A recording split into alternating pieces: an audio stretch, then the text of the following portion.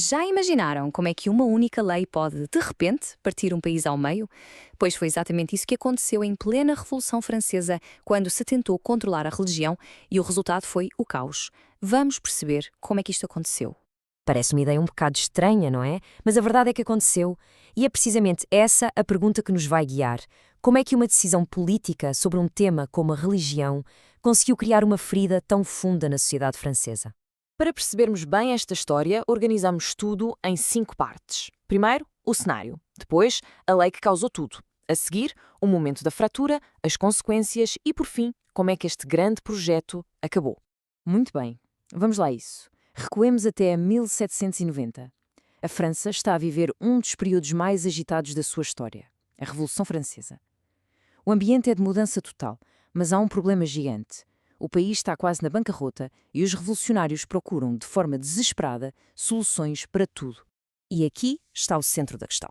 De um lado, tínhamos um Estado com os cofres praticamente vazios. Do outro, uma Igreja Católica cheia de poder e, mais importante, de riqueza, com imensas propriedades e terras. Para os revolucionários, a solução parecia estar mesmo à frente deles.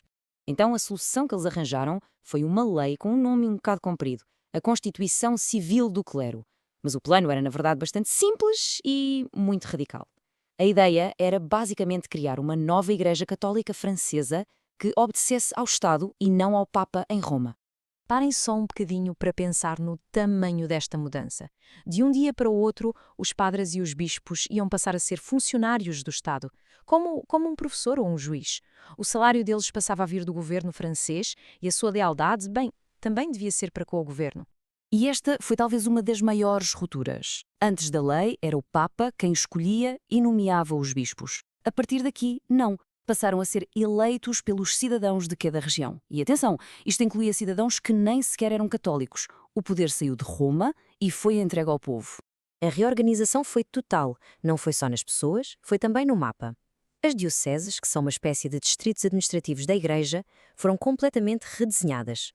O número foi reduzido de 135 para 83, para que cada província francesa tivesse a sua própria diocese. Foi uma reforma em grande escala. E é aqui que a história chega ao seu ponto de viragem. O governo queria ter a certeza de que os padres estavam do seu lado e, para isso, criou uma obrigação que ia forçar toda a gente a escolher um campo. Um juramento de fidelidade. Era isto que eles tinham de jurar, em público. Ser fiel à nação, à lei e ao rei. A lealdade à Nova França tinha de estar em primeiro lugar. O problema é que, para muitos padres, isto criava um conflito.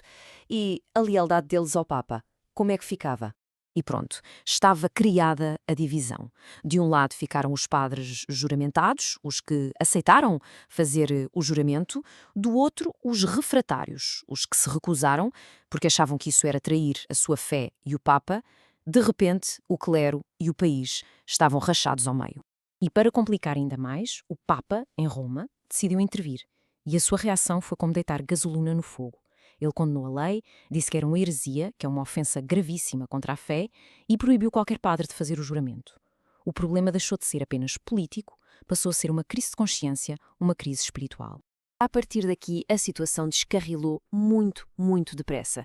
Esta divisão religiosa não ficou só nas igrejas. Teve consequências brutais em todos os cantos da sociedade francesa. Foi um verdadeiro efeito dominó. A divisão chegou às famílias, aos vizinhos.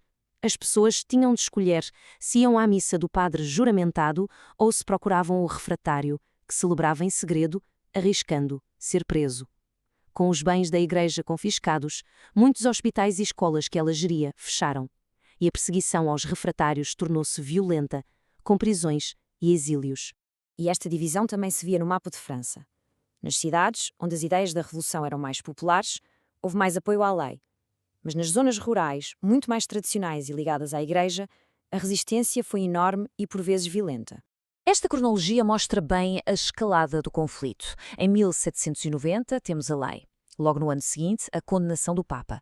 E pouco depois entramos numa fase de perseguição brutal, que atingiu seu pico durante o período do terror. A situação era completamente insustentável. Depois de uma década de conflito, tornou-se óbvio para toda a gente que esta experiência tinha corrido muito mal.